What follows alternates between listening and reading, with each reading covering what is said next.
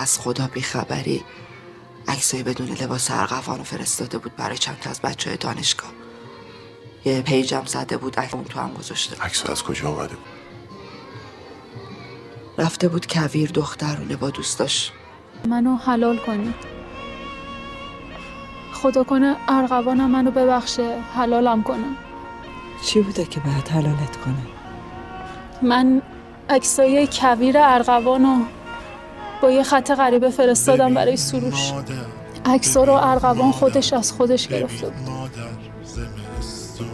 یه روز که گوشیش دست من بود، من عکسا رو فرستادم برای خودم. خیلی کار بدی کردم. اصلا روم نمیشه تو چشاتون نگاه کن. یه حسادت الکی دخترونه. به خدا اصلا فکر نمی‌کردم پسر انقدر دیوونه باشه.